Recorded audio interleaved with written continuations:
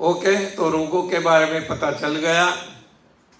और रोग हट जाने के बाद लाइफ लॉन्ग निरोग रहना है। चाहे दुनिया में कैसी भी महामारी फैल जाए, लेकिन हमें रोग स्पर्श ना कर सके, तो इसके लिए है सही भोजन प्रथा। सही भोजन प्रथा में क्या है? सही खाना है, डिजाइंड फूड खाना है। हमारे लिए भगवान ने जो बनाया वो खाना है। भगवान ने जो खाया, तपस्वियों ने खाया, वो खाना है। प्लांट बेस्ड फूड खाना है। तो वो है कंद, मूल, फूल, फल, पत्तियां, पानी।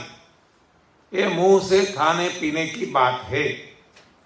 और इससे आगे बढ़कर नाक से लेने के लिए हवा और सारे शरीर से लेने के लिए प्रकाश और आकाश, ये सब मिलाकर हमारा पूर्ण आहार होता है।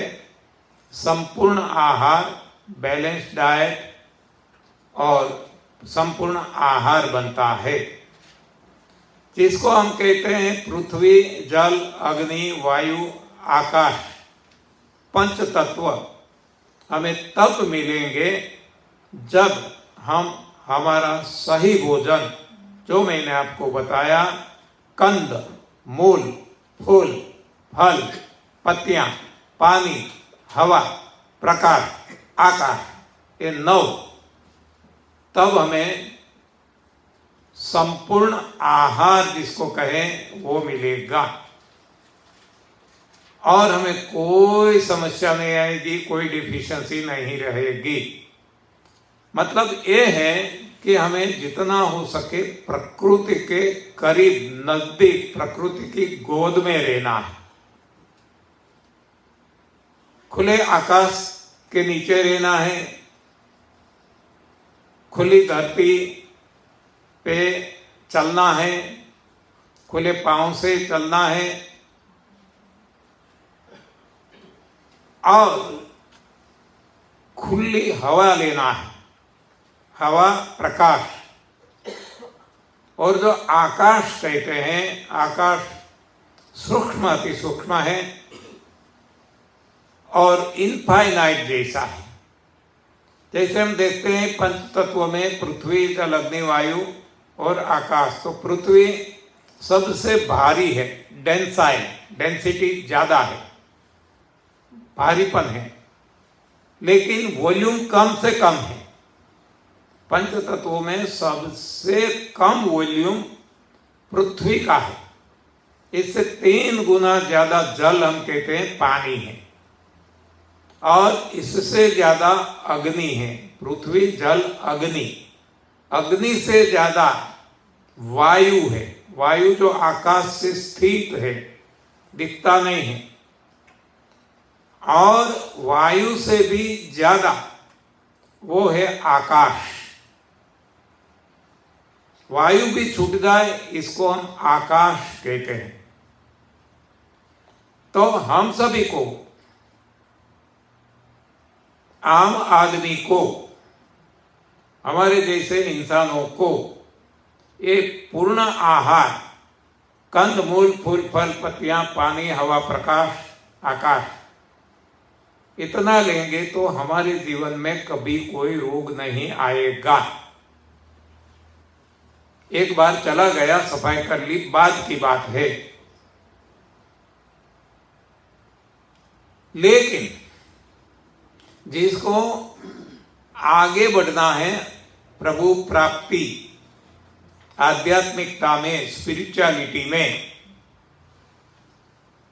तो इसके लिए हम कह सकते हैं कि ऐसे लोगों को एक के बाद एक, भारी से हल्का, हल्का से और हल्का, इस तरह भोजन को त्याग करना है।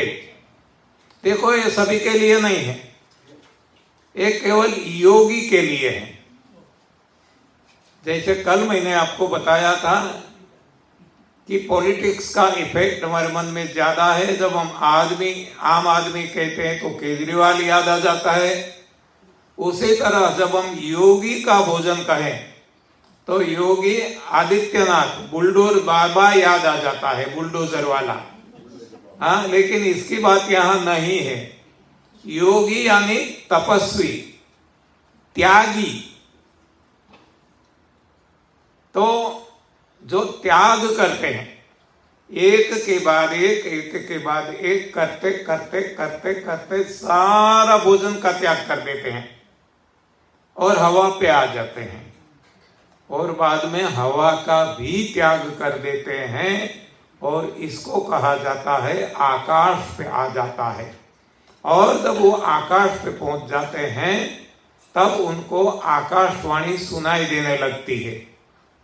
आकाशवाणी तो मान लो बीबीसी है, बहुत सारी आकाशवाणी, वो 24 आवर्स वो ट्रांसमिट करती रहती है, लेकिन हमें सुनाई नहीं देती क्योंकि हमारे पास रिसीवर नहीं है। रिसीवर है, आजकल तो हर कोई मोबाइल में रिसीवर है, तो रिसीवर ऑन नहीं है, और ऑन भी किया तो जो आकाशवाणी हमें सुनना है उससे हमें फ्रीक्वेंसी ट्यून करना होगा। तो जब फ्रीक्वेंसी ट्यून करेंगे तब आकाशवाणी सुनाई लगेगी जो हमें सुननी है। तो आध्यात्म मार्ग में ये आकाशवाणी है प्रभुवाणी, दिव्यवाणी। तो ये तब सुन सकते हैं कि जब हम हमारा रिसीवर ये है, रेडियो रिसीवर कहे, मानव देह है, और इसको ऑन करें, मतलब धीरे धीरे धीरे भोजन जो हम खाते हैं इसका त्याग करते जाएं और फ्रीक्वेंसी ट्यूनिंग करें।